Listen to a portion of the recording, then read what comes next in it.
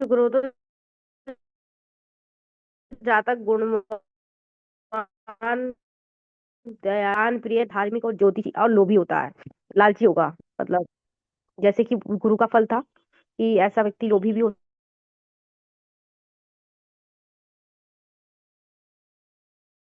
ही छोड़ दो। ठीक है, इस तरह से हम कह सकते हैं। आगे चलते हैं।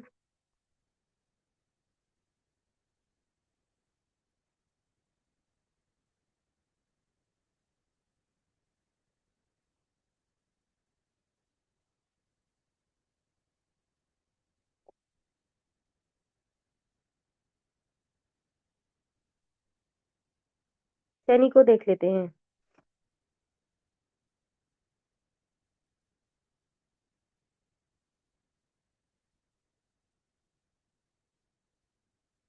सूर्य से सबसे दूरी स्थित जो ग्रह है वो शनि है।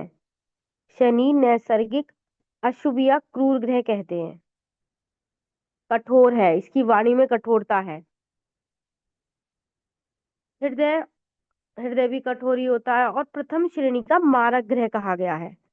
शनि की साढ़े साथी से जब कोई व्यक्ति गुजरता है तो परिवार में किसी न किसी की मृत्यु होती है। अगर वो अशुभ प्रभाव दे रहा है शनि तो। शुभ प्रभाव में लोग ऊंचाइयां भी छूते हैं। आप नरेंद्र मोदी को देख लो, आप उसको देख लो, क्या कहते हैं, अमिताभ बच्चन को देख लो, स्ट्रगल करता हुआ व्यक्ति बहुत ऊंचाई को छूता है। लेकिन प्रथम श्रेणी का मारक ग्रह है, यानी किसी के घर में कोई मृत्यु हो रही है तो कहीं ना कहीं शनि का अंतर प्रत्यंतर आता होगा, क्योंकि दंड देने का काम, मृत्यु का कार्य शनि को दिया गया है। सौर मंडल में बृहस्पति के बाद दूसरा सबसे बड़ा प्लेनेट है। पौराणिक मान्यताओं के अनुसार शनि सूर्य और छाया के पुत्र हैं। वैसे हम शनि को ये भी कहते हैं कि शनि, अगर हमें किसी का दत्तक संतान को देखना हो, गोद ली हुई संतान, तो वो हम शनि से देखेंगे। अगर किसी की संतान अवज्ञाकारी दिखाई दे रही है, मतलब आज्ञा का पालन नहीं करती, तो वो भी हम देखिए कि पंचम में कहीं शनि तो नहीं है, कहीं राहु तो नहीं है, या राहु का या शनि का कोई दृष्टिपात तो नहीं चल रहा। तो ऐसी संतान अवज्ञाकारी होती है। और राहु और शनि की जो क्योंकि वो धर्म के विरुद्ध जाएगी। आप उससे कहोगे, शास्त्रों की बात करोगे, लेकिन उसका लॉजिक कुछ और ही होगा। पौराणिक मान्यताओं के अनुसार शनि सूर्य का और छाया का पुत्र है। ज्योतिष में शनि को देख लेते हैं। शनि के एक अशुभ और नपुंसक ग्रह है, जिसके पंचम भाव में शनि बैठा रहता है। हालांकि कुछ विद्वान कहते हैं कि एक पुत्र संतान तो होती है। शनि जहाँ बैठते हैं वहां वृद्धि करते हैं। पुत्र भी नहीं तो कोई ना कोई संतान का कहीं ना कहीं से लाभ मिल जाएगा। चाहे वो गोद ली हुई संतान हो, गोद ली हुई संतान को भी शनि से देखते हैं। लेकिन शनि का पंचम में बैठना ये दिखाता है ज्ञान, वैराग्य, इस तरह की चीजों से जुड़ना, ऐसी विद्या को प्राप्त करना। साथ में ये भी दर्शाता है कि जो संतान है वो अवज्ञाकारी होगी, आज्ञा का पालन नहीं करेगी, क्योंकि शनि प्लेनेट है स्वतंत्र, अपनी बात को रखने वाला, अपने विचारों को रखने वाला, पाश्चात्य सोच वाला। मतलब पाश्चात्य से मतलब आपकी जनरेशन से वो बिल्कुल मैच नहीं खाएगा वो, क्योंकि वो आने वाली जनरेशन है। तो वो आने वाली एक नई जनरेशन है। आप सोचिए, आपके पिता, आप उससे भी पहले के लोगों की जो मैच नहीं होती विचारात्मकता। जैसे कि पहले के लोग चक्की पे आटा पीसते थे, सिल पर चटनी पीसते थे, क्या आने वाली पीढ़ी ऐसा करेगी? बिल्कुल ही नहीं करेगी। आप ऐसी बात ही करके देखो, उनके सामने पता नहीं क्या क्या सुनने को मिल जाएगा। तो उसकी विचारात्मक सोच, परिधान को लेके, फैशन को लेके, हर चीज को लेके उसकी जो शनि प्लैनेट अगर पंचम में बैठा है तो संतान की सोच बिल्कुल आपसे डिफरेंट होगी, और वो स्वतंत्रता चाहेगा। और हम कहेंगे, आज की अगर आपको परिभाषित दृष्टि भाषा में कहा जाए, तो अवज्ञाकारी संतान होगी, वो आपसे विपरीत जाएगी। आगे चलते हैं। शनि नपुंसक ग्रह है वैसे भी। आ, संतान में नपुंसकता का लक्षण हो सकता है कुछ, मतलब कहते हैं ना, जैसे समलैंगी को भी दर्शाता है, या हम कह सकते हैं कि ऐसी स्थिति को दर्शाता है कि अगर कहीं मंगल का भी उसमें वो हो गई, अंगारक दोष बन गया शनि मंगल के साथ, तो या तो संतान उत्पत्ति नहीं होगी, संतान हुई तो नष्ट हो जाएगी। और अगर कोई संतान है भी तो वो दत्तक है, और दत्तक भी है तो वो अवज्ञाकारी है, क्योंकि शनि वहां बैठे हैं। और वैसे वो ज्ञान की वृद्धि करेंगे, वैराग्य की वृद्धि करेंगे, और एक संतान कहीं ना कहीं से मिल जाएगी। और उसका कितना साथ लिखा है कहना मुश्किल है। आगे चलते हैं, दो राशियां हैं मकर और कुंभ। कालपुरुषी पत्रिका में मकर को दशम भाव में और कुंभ को एकादश भाव में स्वामित्व प्राप्त है। कालपुरुष की कुंडली दशम भाव में आ गई मकर राशि। मकर राशि शनि की राशि है, और कुंभ राशि जो कि 11वें भाव में आती है वो शनि की मूल त्रिकोण राशि है। शनि तुला राशि में 20 अंश पर उच्च के और मेष राशि में 20 अंश पर नीच के होते हैं। यानी कालपुरुष की कुंडली में जो मेष राशि है वहां अगर शनि बैठ जाए तो नीच का फल देंगे, और सप्तम भाव में बैठ जाए तो उच्च का फल देंगे। क्यों? क्योंकि तुला राशि में ही 20 अंश पर उच्च के होते हैं। अच्छा, एक चीज और है, प्रथम स्तर पर हम लोग क्या करते हैं, मतलब जो ज्योतिषी सीखते हैं, अच्छा नीच ग्रह याद कर लिया, आप किसी का चार्ट देखा, उसमें उच्च नीच ग्रह को एकदम देखते ही बता दिया, लेकिन इसके अंश बल को देखिए। ये जो डिग्री वाइज अंश बल दे रखा है ये बड़ा महत्वपूर्ण है। जैसे कि हमने कहा, अभी कोई कह रहा था कि जो है भगवान श्री कृष्ण का जन्म कृष्ण पक्ष की अष्टमी का है, कुछ ऐसा किसी ने कहा। तो फिर तो चंद्रमा उनका भी कमजोर हो गया। लेकिन आप जरा देखिए, उच्च का चंद्रमा लगन में बैठा है और रोहिणी नक्षत्र का चंद्रमा है। तो अब आप देखिए, रोहिणी चंद्रमा का सबसे प्रिय नक्षत्र है, क्योंकि रोहिणी चंद्रमा की 27 नक्षत्र जो है चंद्रमा की पत्नी है, और रोहिणी सबसे प्रिय पत्नी है चंद्रमा की। उसमें वो सर्वोत्तम फल देता है। और हम कृष्ण जन्माष्टमी को ये भी बताते हैं कि जब अगर रोहिणी ऐसा कुछ मुहूर्त बैठ रहा हो, क्योंकि ज्योतिष एक वह शास्त्र है जिसके बिना स्मार्ट कर्म भी सिद्ध नहीं होता। तात्पर्य, अगर आप कोई पूजा भजन कीर्तन हवन इत्यादि कर रहे हैं, अनुष्ठान कर रहे हैं, तो उसमें भी मुहूर्त देख कर करें तो आपको लाभ होगा। अगर हम कोई पूजा कर रहे हैं उसमें दीपक जलाकर जल लेकर संकल्प करके पूजा करें तो लाभ होगा। तो ये चीजें विधान क्यों बनाई गई कि ज्योतिष में ये कहा गया है कि स्मार्ट कर्म भी सिद्ध नहीं होगा। ज्योतिष पंचम वेद है, ज्योतिष जो है वेद रूपी पुरुष का चक्षु है। ऐसा क्यों कहा गया कि अगर भाई पुरुष है और उसके नेत्र ही नहीं है तो अंधा व्यक्ति कर क्या सकता है? कुछ भी नहीं कर सकता, कुछ दिखाई थोड़ी दे रहा है उसको। तो इसलिए यह वह शास्त्र है जो आपको वो मार्ग बताता है कि कैसे और किस विधान से क्या कार्य करना है। तो यहाँ पर हमने देखा उच्च और नीच अवस्था को देख लिया। 20 अंश पर हम मानेंगे कि ये उच्च का है, और 20 अंश पर ही मेष राशि में इसको नीच का मानेंगे। इससे अब अगर इसका अंश बल घट रहा है या बढ़ रहा है तो उस हिसाब से क्या मध्यम है, थोड़ा कम नीच का है, थोड़ा ज्यादा उच्च का है, मतलब थोड़ा ज्यादा, अगर वो 20 डिग्री से आगे निकल गया तो वो फिर वो उसमें आ जाएगा कि भाई ये तो जो है उसका क्या कहते हैं, उसको वृद्धावस्था का है।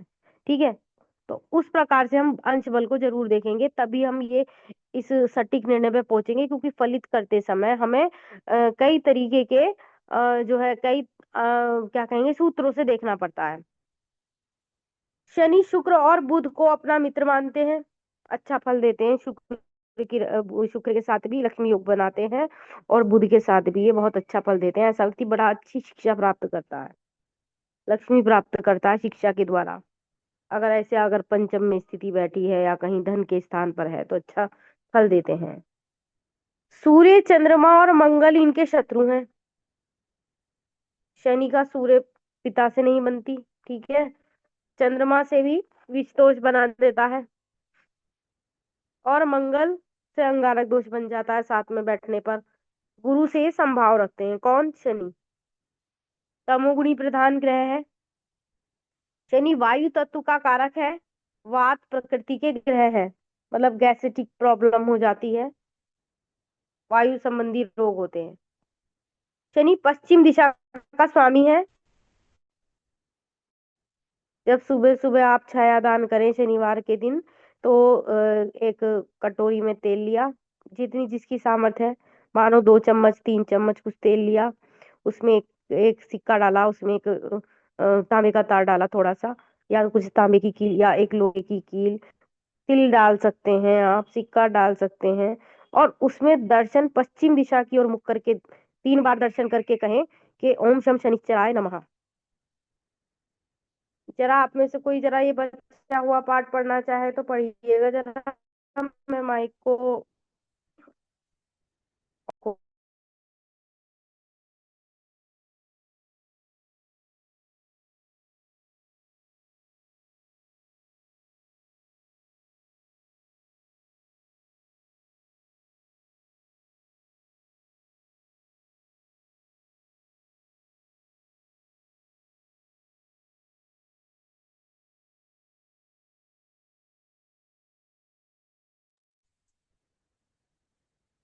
शनि मैं तमोगुण पढ़ रही हूँ। प्रधान ग्रह है। शनि वायु तत्व के कारक और वात प्रकृति के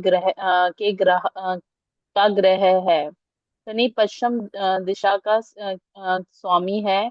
यह पत्रिका में सप्तम स्थान में दिखाई अ, दिग्बली होते हैं। शनि का स्वाद कसैला और यह शिशिर ऋतु के स्वामी हैं। शनि के नक्षत्र पुष्प, अनुराधा और उत्तरा भाद्रपद है। शनि की विषोत्तरी महादशा 19 साल की होती है।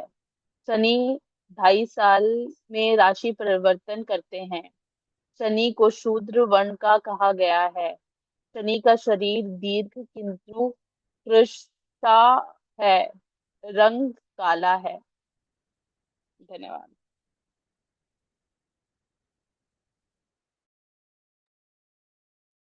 धन्यवाद। आगे बढ़ते हैं।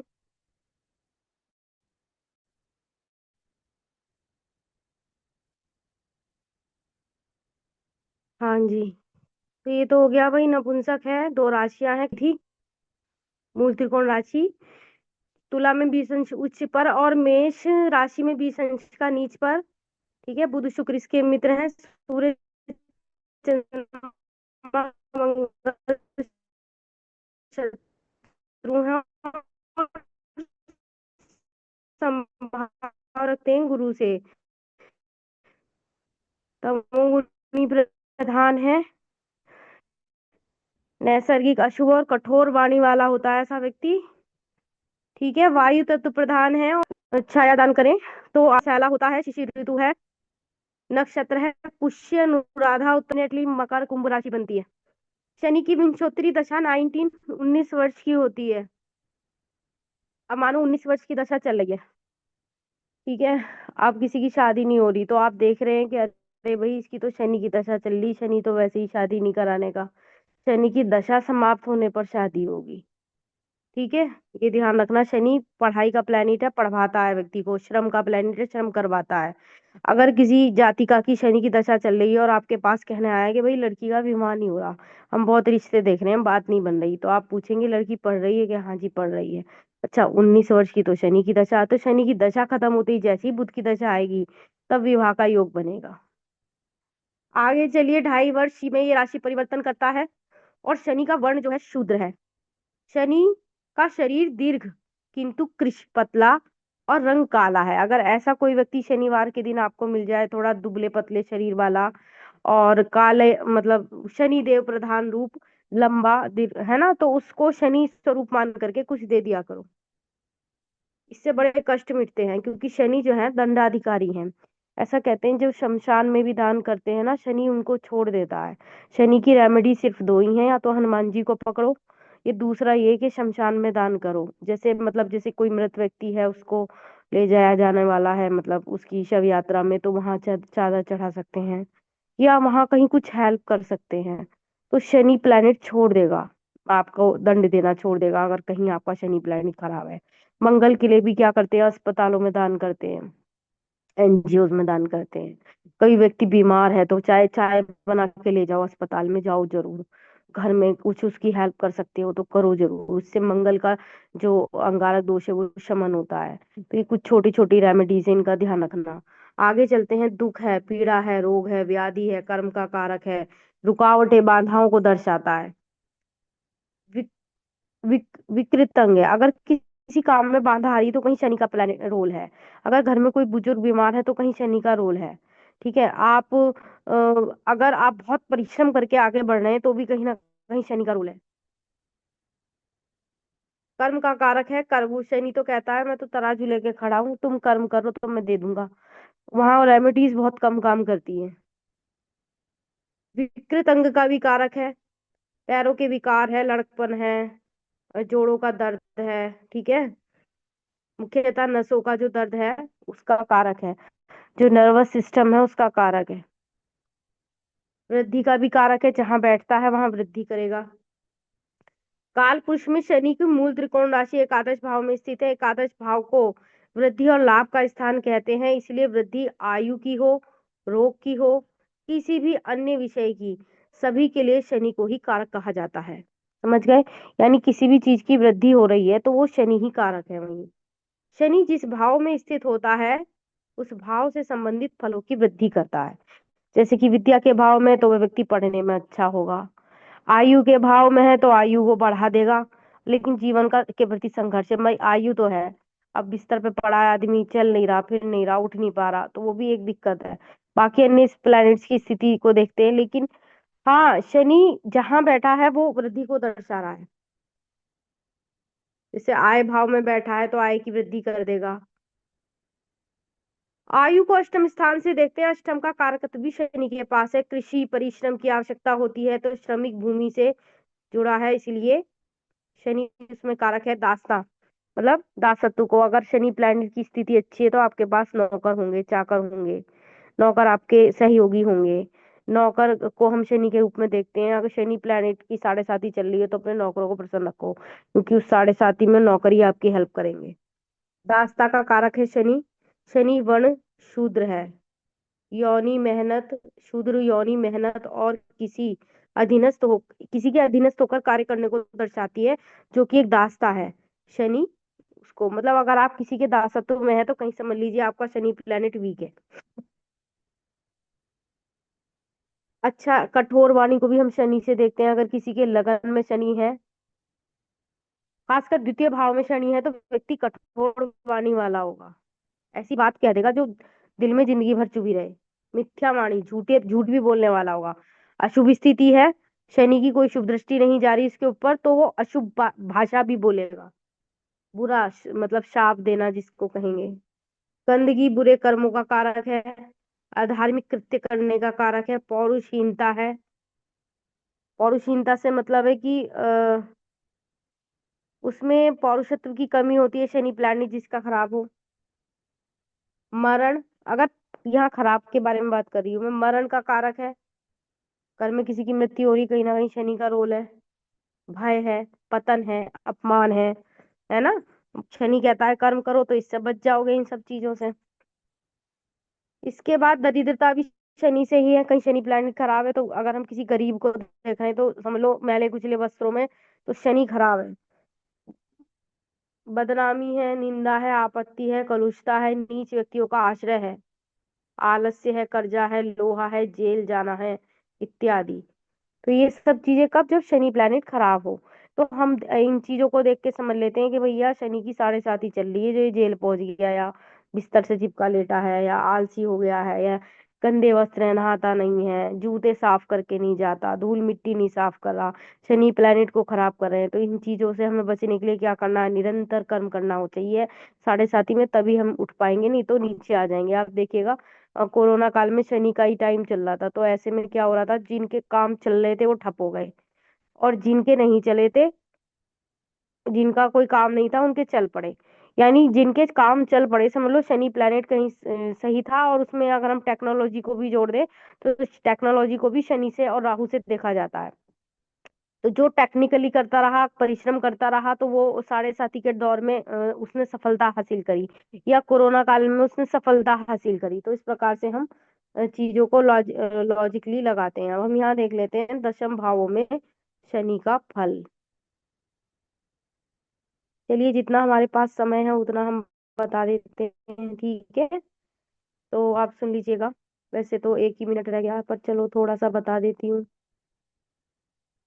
देखिए, शनि जो है अगर लगन में है तो कैसा होगा? शनि अगर लगन में है तो उसकी दृष्टि बहुत खराब होगी। दृष्टि से मतलब है कि नजर खराब होगी। वो जो है जिसकी तरफ देखेगा ना उसको नजर लग जाएगी। तो मतलब ऐसे कि लगन में अगर जो है शनि है, जैसे कि चाहे गोचर में भी शनि विचरण कर रहा हो, तो उसकी दृष्टि जहां पड़ेगी ना उसकी नजर लग जाएगी, और वो नुकसान। मानो उसने देखा अरे ये तस्वीर बड़ी अच्छी है, तो आप देखिएगा वो तस्वीर टूट गई, या किसी के शुभता पे दृष्टि चली गई तो वहां कुछ अमंगल हो गया। तो शनि लगन में जिसके शनि है, उससे उसको आप ये सलाह दे सकते हैं कि भाई किसी को नजर ना लगाओ, किसी को बुरी नजर से मत देखना तुम। इस प्रकार से हम कह सकते हैं। ठीक है। उसके बाद ऐसा व्यक्ति थोड़ा कठोर वाणी वाला भी होता है। ठीक है। अब आ जाइए दूसरे भाव पर। दूसरे भाव पर जब शनि देखे, शनि वाणी का कारक है, वहां पर जो है दूसरा भाव वाणी का कारक है, तो उसकी वाणी कठोर होगी। तो ऐसा व्यक्ति जिसके दूसरे भाव में शनि है, तो उसकी वाणी तो कठोर होगी, साथ में वो अकेला रहेगा, क्योंकि इतनी कठोर वाणी वाले व्यक्ति के साथ कोई नहीं रहता। तो वो आजीवन अकेला रहता है और उसकी वाणी कठोर होती है। वो कुटुंब का भी स्थान है। शनि अकेला, आप देखिएगा जब शनि की दशा से आप गुजरेंगे तो आप खुद में अकेला रहना चाहेंगे, कि मैं अकेला बैठूं, अकेले कमरे में रहूं, कोई आए ना।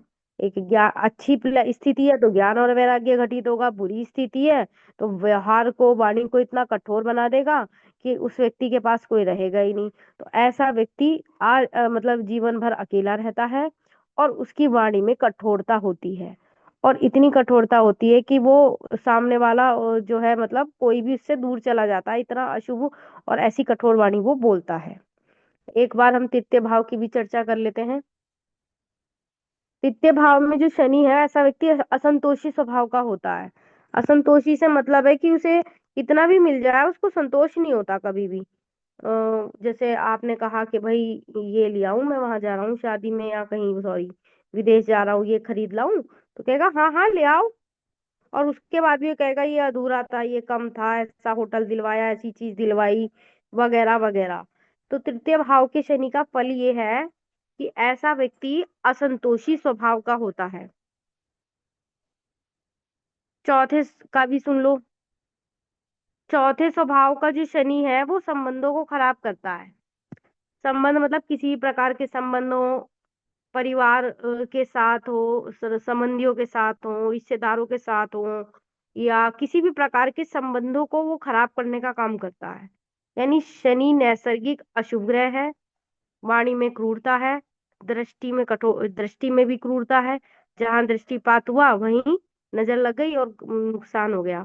तो जब किसके चौथे भाव में शनि है, आपको उसको सलाह देनी चाहिए कि भाई देखो, उस ऐसे व्यक्ति को ऐसे व्यक्ति के पास नहीं जाना चाहिए, मानो कोई घर में बीमार है या कोई रिश्तेदारी में बीमार है और वो उसका प्रिय भी है, तो उसे उसे देखना नहीं जाना चाहिए, क्योंकि चौथे भाव का जिसका शनि बैठा है, वह उसके पास गया तो उस जातक की मृत्यु हो जाएगी। अब उसे मृत्यु होने पर सर्वाधिक कष्ट उसी को होगा, क्योंकि वह व्यक्ति उसके लिए प्रिय था और वो गया उसके मिलने के लिए। अब क्योंकि चौथे भाव का शनि है, तो उस व्यक्ति का काम हो गया। समझ गए आप? तो हमने 4 भाव तक की चर्चा कर ली। भारती जी, कक्षा का समापन कर दीजिए जरा, जी शांति जी पाठ दीदी। करके बाकी